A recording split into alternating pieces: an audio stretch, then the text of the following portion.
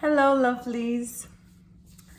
I would like to have a conversation with you today about how to deal with internal conflicts. It happens to me very often that I have two parts of myself. One is thinking of something and wants something, and the other one wants quite the opposite. And this is also a topic that I discuss a lot in my therapies with my clients. And I think the first thing that you have to do when you have an inner conflict is really hear both of your parts out.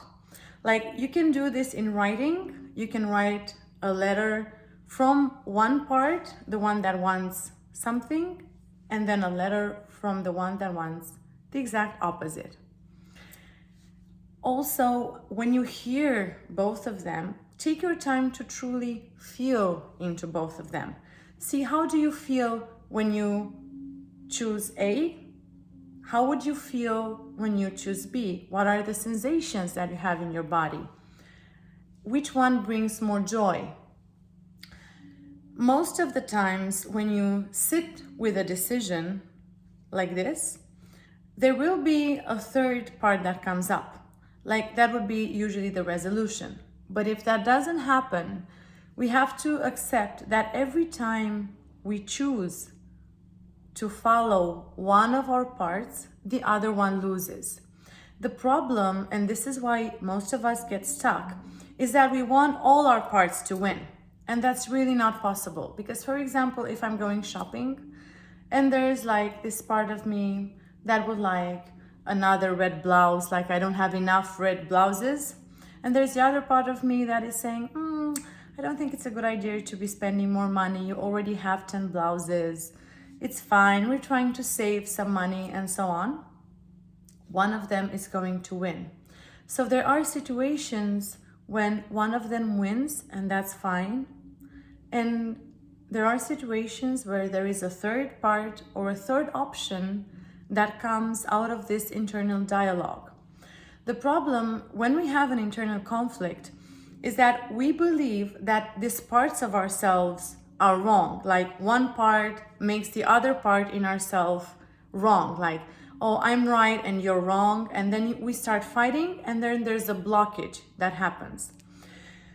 However, if you allow yourself to open up to both parts and hold them from the observer, non-judgmental, listening each other out like you would listen to children, asking them, how do I truly feel about this?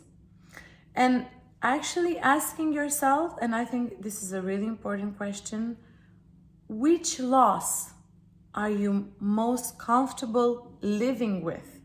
Because when you have two parts of yourself that are in opposition, one of them is going to lose. So you have to be ready to deal with the losses. Most of the times they don't both win. It's like, it's impossible. So actually, the question that you truly have to ask yourself is, which loss are you ready to carry and go through? And then you will be at ease with taking a decision.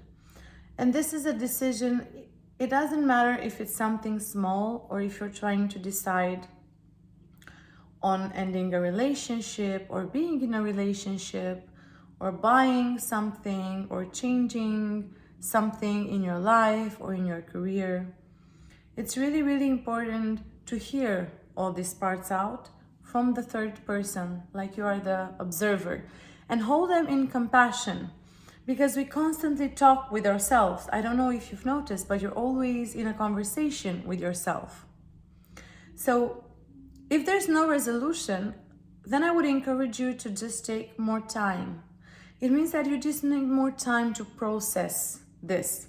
You don't have to rush to a decision.